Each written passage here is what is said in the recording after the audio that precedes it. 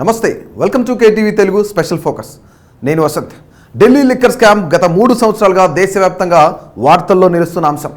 ఢిల్లీలో జరిగిన ఈ స్కామ్లో 2 తెలుగు రాష్ట్రాలకు చెందిన ప్రముఖ రాజకీయ నాయకులకు సంబంధాలున్నట్లు కేంద్ర దర్యాప్తు సంస్థలైన సిబిఐ మరియు ఈడీ తేల్చడంతో ఢిల్లీ లిక్కర్ స్కామ్ తెలుగు రాష్ట్రాల్లో కూడా సంచలనమైంది. ఈ కేసులో ఇప్పటికే ఢిల్లీ డిప్యూటీ సీఎం మనీష్ సిసోడియా లాంటి హై ప్రొఫైల్ వ్యక్తుల నుంచి ఒంగోలు ఎంపీ మాగుంట శ్రీనివాసులరెడ్డి కుమారుడు మాగుంట రాఘవరెడ్డి వరకు చాలా మందిని అరెస్ట్ చేశారు.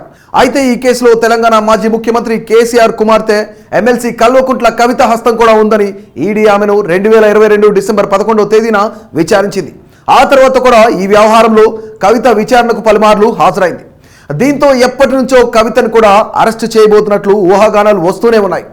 అలా అందరూ ఊహించినట్లే ఈ కేసులో ఎట్టకేలకు కవితను సిబిఐ అరెస్ట్ చేసి ఢిల్లీ తరలించింది. కాబట్టి రాజకీయంగా 2 తెలుగు రాష్ట్రాల్లో గత 2-3 సంవత్సరాల నుంచి సంచలనంగా మారిన ఈ ఢిల్లీ లిక్కర్ స్కామ్ పూర్తి కథ మరియు లిక్కర్ స్కామ్ ఎలా బయటపడింది, లిక్కర్ స్కామ్కు తెలుగు రాష్ట్రాలకు ఉన్న సంబంధం ఏంటి, ఈ స్కామ్కు కల్వకుంట్ల కవిత పాత్ర ఎంతుంది అనేది కూడా మనం ఒకసారి చూద్దాం. 2020 అక్టోబర్ 13న ఢిల్లీలో అధికారంలో ఉన్న ఆమ్ ఆద్మీ పార్టీ గతంలో ఉన్న ఢిల్లీ లిక్కర్ పాలసీ మీద ఒక ఎక్స్పర్ట్ కమిటీని నియమించింది. ఎక్స్పర్ట్ కమిటీ సూచనలకు అధ్యయనం చేయడానికి 2021 ఫిబ్రవరి 5న ఢిల్లీ ప్రభుత్వం 3 మంత్రుల కమిటీని నియమించింది. 2021 మార్చి 22న ఆ మంత్రుల కమిటీ ప్రస్తుతం ఉన్న పాలసీలో మార్పులు చేసి మద్యం షాపులను టెండర్లు లేకుండా ప్రైవేటు వ్యక్తులకు లేదా కంపెనీలకు డైరెక్ట్గా ఇవ్వొచ్చని సూచించింది. దాంతో 2021 ఏప్రిల్ 15న 3 మంత్రుల కమిటీ అభిప్రాయాన్ని ఢిల్లీ కేబినెట్ ఆమోదించింది. అప్పుడు ఢిల్లీ లెఫ్టినెంట్ గవర్నర్గా పనిచేస్తున్న అనిల్ బైజల్కు పంపించింది. అనిల్ బైజల్ ఈ కొత్త మద్యం పాలసీలు మొత్తం 6 సూచనలు చేసి ప్రభుత్వానికి పంపించారు. దాంతో 2021 మే 21న లెఫ్టినెంట్ గవర్నర్ చేసిన ఈ 6 సూచనలు తగ్గట్టుగా లిక్కర్ పాలసీ మార్పులు చేశారు. ఇక 2021 జూన్ 23న ఈ మద్యం పాలసీ మీద ఢిల్లీ ప్రభుత్వం మరోసారి కేబినెట్ మీటింగ్ పెట్టింది. ఇక 2021 నవంబర్ 5న ఎట్టకేలకు ఈ కొత్త లిక్కర్ పాలసీ ఢిల్లీ కేబినెట్ ఆమోదించింది. దాంతో 2021 నవంబర్ 17న ఢిల్లీ లిక్కర్ పాలసీ అమల్లోకి వచ్చింది. అయితే ఈ కొత్త లిక్కర్ పాలసీలో మద్యం షాపులకు సంబంధించి ఎలాంటి మార్పులు జరిగాయి అనే విషయం చూస్తే గతంలో ఢిల్లీలో మొత్తం 864 మద్యం షాపులు ఉన్నాయి. వీటిలో 475 షాపులు ప్రభుత్వం నడిపేది, 389 షాపులు ప్రైవేటు వ్యక్తులు నడిపేవారు. ఈ షాపులు గతంలో చాలా చిన్న దుకాణాలుగా ఉండేవి. టెండర్ల ద్వారా మద్యం దుకాణాలు ప్రభుత్వమే నిర్వహించేది. 25 సంవత్సరాల వయసున్న వారికి మాత్రమే మద్యం అమ్మేవారు. అయితే ఢిల్లీ దేశ రాజధాని కాబట్టి దేశ రాజధానిలో మద్యం షాపులు ఇలా చిన్న దుకాణాలలో అమ్మడం వలన ఢిల్లీ పరువు పోతుంది. అదీ కాక మద్యం అమ్మడం అనేది అసలు ప్రభుత్వం చేయాల్సిన పని కాదని కొత్త పాలసీ తెస్తున్నాం అన్నట్లు అరవింద్ చెప్పారు. ఇక కొత్త పాలసీ ప్రకారం మద్యం షాపుల్లో చాలా మార్పులు వచ్చాయి. ఢిల్లీలోని మద్యం షాపులను 32 జోన్లుగా విభజించారు. ఇక చిన్న షాపులు కాస్త ఏసీ లిక్కర్ మార్టులుగా మారిపోయాయి. ఇక ప్రైవేట్ వ్యక్తులకు లైసెన్స్ ఫీజు కట్టించుకొని మద్యం షాపులు అప్పచెప్పారు. అలాగే మద్యం షాపులు తెల్లవారుజామున 3 గంటల వరకు తెరిచి ఉంచే అవకాశం ఇచ్చారు.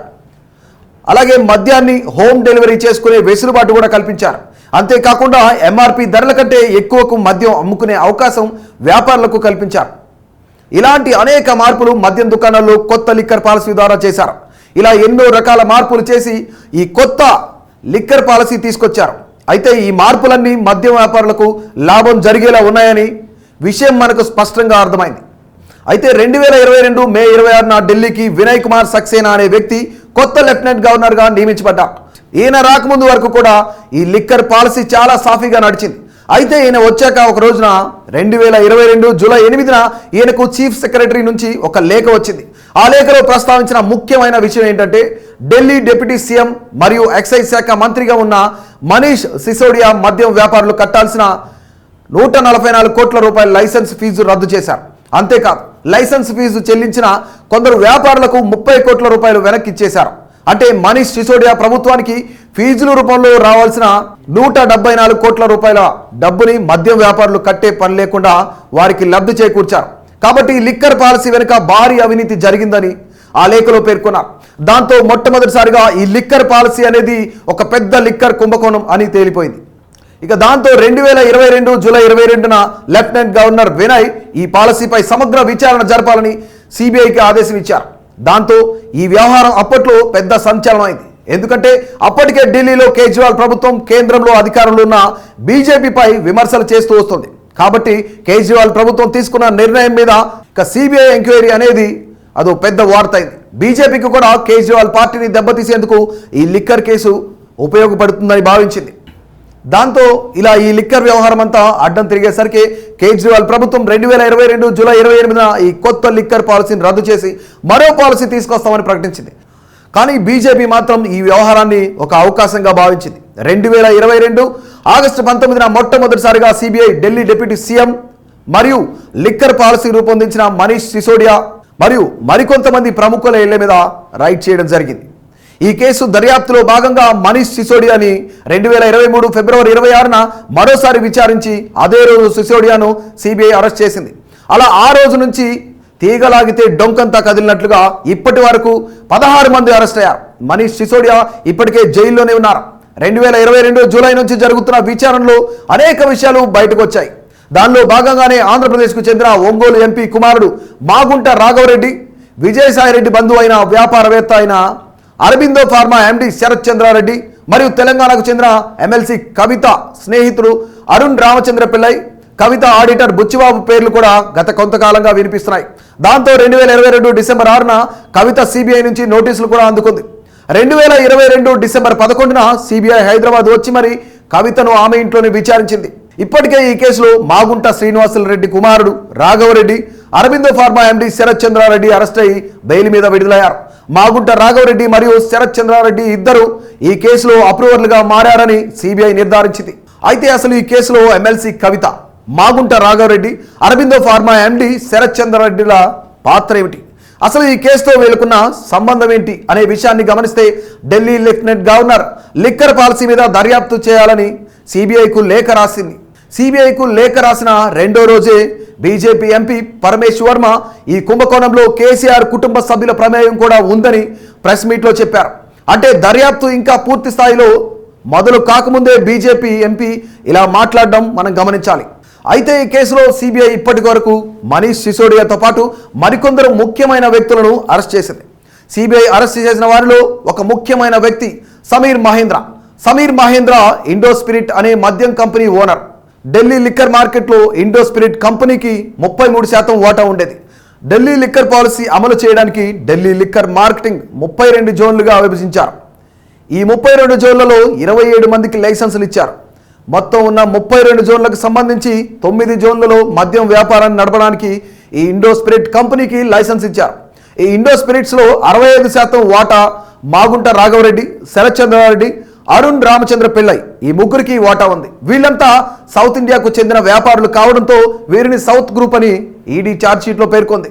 ఈ సౌత్ గ్రూప్కి చెందిన ఇండో స్పిరిట్స్ ఢిల్లీ లిక్కర్ మార్కెట్లో 9 జోన్లలో లైసెన్సులను దక్కించుకోవడానికి ఆమ్ ఆద్మీ పార్టీకి 100 కోట్ల రూపాయలు లంచం ఇచ్చిందని సిబిఐ మరియు ఈడీ చేస్తున్న ముఖ్యమైన ఆరోపణ. దీంతో పాటు ఢిల్లీ లిక్కర్ పాలసీ గురించి ముందే తెలుసుకొని ఇండో స్పిరిట్స్లో సౌత్ గ్రూప్ పెట్టుబడులు పెట్టిందని సిబిఐ చెప్తోంది. కాబట్టి మాగుంట రాఘవరెడ్డి, శరత్ చంద్రారెడ్డి, అరుణ్ రామచంద్ర పిల్లై ఈ ముగ్గురు పథకం ప్రకారమే ఆమ్ ఆద్మీ పార్టీకి 100 కోట్లు లంచం ఇచ్చి ఢిల్లీలో లిక్కర్ లైసెన్స్ దక్కించుకున్నారని అర్థమవుతోంది. కానీ ఇండో స్పిరిట్స్లో ఎలాంటి వాటా లేని కల్వకుంట్ల కవిత ప్రస్తావన ఎందుకు వచ్చిందనేదే అసలు ప్రశ్న.